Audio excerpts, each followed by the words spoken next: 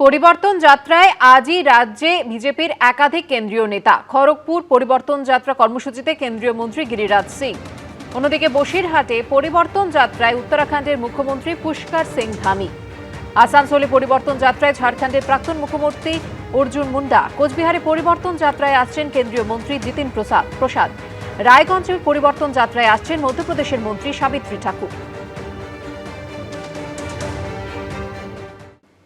প্রথম পর্যায়ে চূড়ান্ত ভোটার তালিকা বেরোনোর পরেও এসআইআর ঘিরে চলছে রাজনীতির তরজা।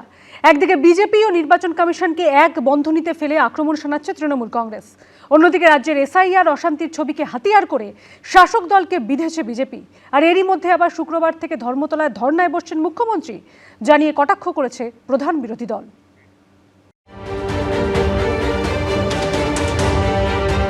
যুদ্ধ, অসংখ্য মৃত্যু, শেষ হয়ে যাচ্ছে শিশুরা, সন্তানহারা মায়েদের কান্না, টাকা ও অস্ত্রের আস্ফালন, যুদ্ধবাজদের দাপাদাপি, স্বৈরতন্ত্রের নির্মম পরিণতি। মধ্যপ্রাচ্যে যখন এই ছবি, তখন এই রাজ্যে এসআইআর যুদ্ধ চলছে। এসআইআর কেন্দ্রিক যে আশঙ্কার মেঘ, যেভাবে এত মানুষকে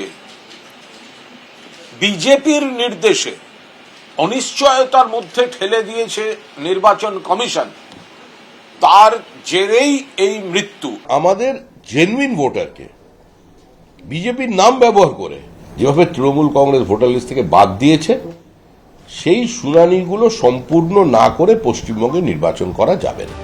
আন্দোলনের ঝাঁজ আরো বাড়িয়ে শুক্রবার ধর্মতলায় ধর্নায় বসতে চলেছেন খোদ মমতা বন্দ্যোপাধ্যায়, জানিয়ে এখন থেকেই রাজ্য রাজনীতির পারদ চড়তে শুরু করেছে। আতঙ্ক এবং মৃত্যু মিছিলের প্রতিবাদে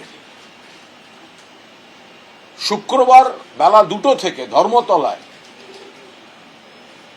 ধর্না শুরু করছেন মমতা বন্দ্যোপাধ্যায়। মুখ্যমন্ত্রী ধর্নার রাজনীতি শুরু করবেন কি মুখ্যমন্ত্রী ম্যারাথন দৌড়ের রাজনীতি শুরু করবেন? এটা মুখ্যমন্ত্রীর ব্যাপার, আর উনি তো এরকম করে থাকেন।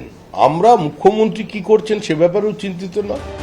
এই প্রেক্ষাপটে রবিবার নির্বাচন কমিশনের ফুল বেঞ্চের সঙ্গে পশ্চিমবঙ্গে আসছেন মুখ্য নির্বাচন কমিশনার জ্ঞানেশ কুমার।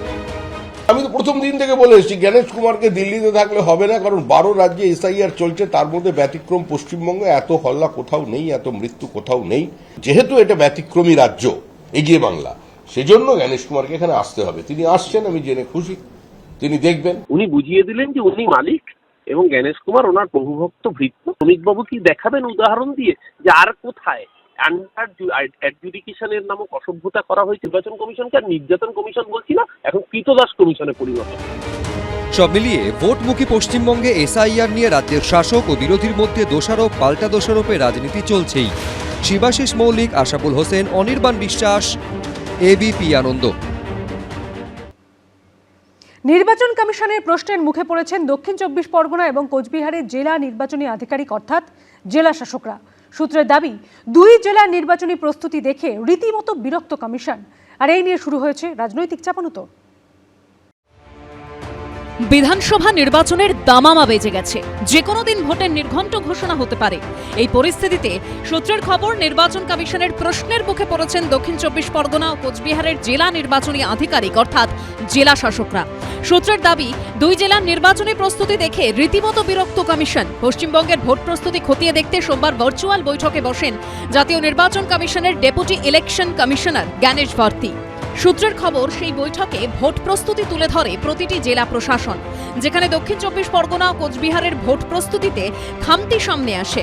সূত্রের খবর, প্রস্তুতি ছাড়া কিভাবে বৈঠকে অংশ নিয়েছেন প্রশ্ন করা হয় দক্ষিণ 24 পরগনা ও কোচবিহারের জেলা শাসকদের। সীতাই শীতলকুচিতে যে ঘটনা ঘটেছে সর্বজনবিদিত, আর ডায়মন্ড হারবারের ডায়মন্ড চক, আমাদের সর্বভারতীয় সভাপতি জেপি নাড্ডার গাড়ির ওপরেও পাথর ফেলা, কিন্তু দীর্ঘদিন ধরে চলছে। তো সেখানের প্রক্রিয়া গাফিলতি থাকবে না, সেখানের প্রক্রিয়াটা ওইভাবে চালিয়ে নিয়ে যাওয়া হবে, সেটা ওদের বিষয়। নির্বাচন কমিশন কিসে সন্তুষ্ট নয়, তার মানে এটা ধরে নিতে হবে বিজেপির অসুবিধা হচ্ছে। তার কারণ হচ্ছে নির্বাচন কমিশন হচ্ছে বিজেপির দলদাস, এজেন্ট, দালাল। বিজেপির গণসংগঠন, শাখা সংগঠনের মতো কাজ করছে। তারা যাদেরকে খারাপ বলবে, তারা যাদের কাজে সন্তুষ্ট হবে না, ধরে নেবেন বিজেপি সেখানে সামলাতে পারছে না, তাই নির্বাচন কমিশনকে দিয়ে নানা রকম বদনাম ছড়িয়ে তারা তাদের কোনো চক্রান্ত কিছু করার চেষ্টা করছে। সূত্রের খবর, এর আগে 13ই ফেব্রুয়ারি গাফিলতির অভিযোগে মুখ্য নির্বাচন কমিশনারের ক্ষোভের মুখে পড়েন কোচবিহার, জলপাইগুড়ি, মালদা, উত্তর 24 পরগনা, দক্ষিণ 24 পরগনা এবং পূর্ব মেদিনীপুরের জেলা নির্বাচন আধিকারিক। এদিকে কমিশন সূত্রে মঙ্গলবার পর্যন্ত 4,15,000 বিবেচনাধীন ভোটারের নিষ্পত্তি করা হয়েছে। রুমা পাল, আশাবুল হোসেন ও শিবাশিস মৌলিকের রিপোর্ট, এবিপি আনন্দ। ভোট ঘোষণার আগেই রাজ্যে এসে পৌঁছেছে কেন্দ্রীয় বাহিনী। শুরু হয়ে গিয়েছে রুট মার্চ। বুধবার সকাল থেকে কলকাতার বিভিন্ন এলাকায় টহল দেন বাহিনীর জওয়ানরা। আর অন্যদিকে এসআইআর ইস্যুতে সিইও অফিসের বাইরে রাতভর অবস্থান বিক্ষোভ শুরু করল বামফ্রন্ট। চলবে আজ দুপুর পর্যন্ত। একদিকে মধ্যপ্রাচ্যে যুদ্ধের দামামা, আর এদিকে ভোটযুদ্ধের জোরদার প্রস্তুতি। নির্বাচন কমিশনের কড়া বার্তার পরই কলকাতা স্পর্শকাতর বুথ এলাকায় টহলদারি শুরু করল কেন্দ্রীয় বাহিনী। নজিরবিহীনভাবে এবার ভোট ঘোষণার আগেই রাজ্যে এসে পৌঁছেছে কেন্দ্রীয় বাহিনী। প্রথম দফায় 240 কোম্পানি বাহিনী এসেছে পশ্চিমবঙ্গে, যার মধ্যে 66 কোম্পানি মোতায়েন থাকছে উত্তরবঙ্গে, আর বাকি 174 কোম্পানি বাহিনী দক্ষিণবঙ্গে। শুরু হয়ে গেছে রুট মার্চ। সকালে চারুচন্দ্র কলেজ থেকে বেরিয়ে কেন্দ্রীয় বাহিনীর জওয়ানরা রাসবিহারী অ্যাভিনিউ থেকে লেক রোড সহ একাধিক রাস্তায় রুট মার্চ করে। আমরা এই মুহূর্তে রয়েছি রাসবিহারী এভিনিউতে, যেখানে সেন্ট্রাল ফোর্সের যারা আধিকারিকরা রয়েছেন তারা এই মুহূর্তে এরিয়া ডমিনেশনে কাজ করছেন। মূলত 240 কোম্পানি রাজ্যের বিভিন্ন জায়গাতে ইতিমধ্যে নির্বাচন কমিশনের আদেশে সেই সমস্ত ফোর্স এসে উপস্থিত হয়েছে। শহর কলকাতার বিভিন্ন থানাতেও তারা কিন্তু এসে গিয়েছেন। চারুচন্দ্র কলেজ থেকে এই টিম কিছুক্ষণ আগে বেরোয় এবং বিভিন্ন অলিগলি লেক এলাকার ঘোরার পরে তারা মেন রাস্তাতে আসে। টালিগঞ্জ থানা এলাকাতেও এই দিন এরিয়া ডমিনেশন করে কেন্দ্রীয় বাহিনী। অন্যদিকে তালতলা থানা এলাকায় রুটমার্চ করে বুথে বুথে পৌঁছে যান কেন্দ্রীয় বাহিনীর জওয়ানরা। বিগত নির্বাচনে কলকাতা যেসব বুথ স্পর্শকাতর হিসেবে চিহ্নিত হয়েছিল তারই একটি হল তালতলা রানী রাসমণি হাই স্কুল। সেই কথা মাথায় রেখে এদিন পুলিশের সঙ্গে রানী রাসমণি স্কুলে পৌঁছে যায় কেন্দ্রীয় বাহিনী।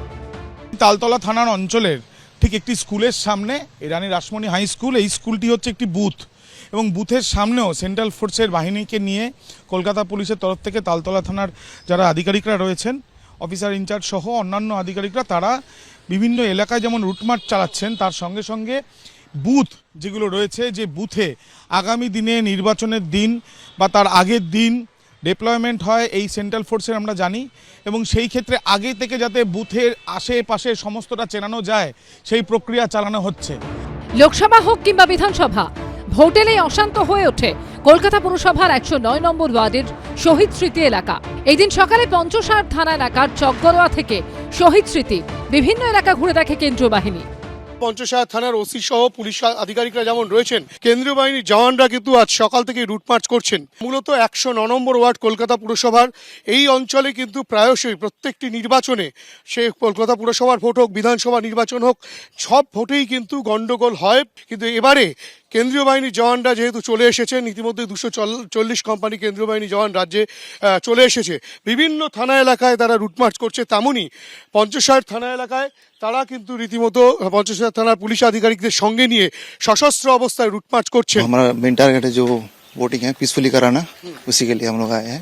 বেহালার বুড়ো শিবতলা মেন রোড, রায়বাহাদুর রোডেও দেখা যায় এক ছবি। এখানে রুটমার্চ করেন কেন্দ্রীয় বাহিনীর মহিলা জওয়ানরা, সঙ্গে ছিল বেহালা থানার পুলিশ। এই আবহে এই দিন এসআইআর ইস্যুতে সিইও অফিসের বাইরে রাতভর অবস্থান বিক্ষোভ শুরু করল বামফ্রন্ট। চলবে বৃহস্পতিবার দুপুর পর্যন্ত।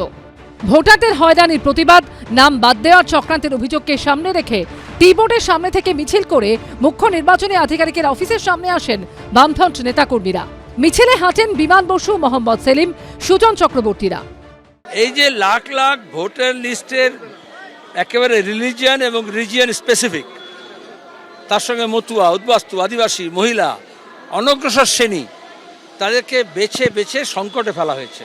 যারা 2-2 ম্যাপিং পার হয়েছে তাদের সবার নাম থাকবে, আর তারপরে নির্বাচন কমিশন বলুক যে ম্যাপিংয়ে যারা বাদ হলো কেন বাদ হলো, আর এখন বলুক অ্যাডজুডিকেশন মানে যে কোন তথ্যের জন্য কেন তাদেরকে এই অ্যাডজুডিকেশনে পাঠানো হলো।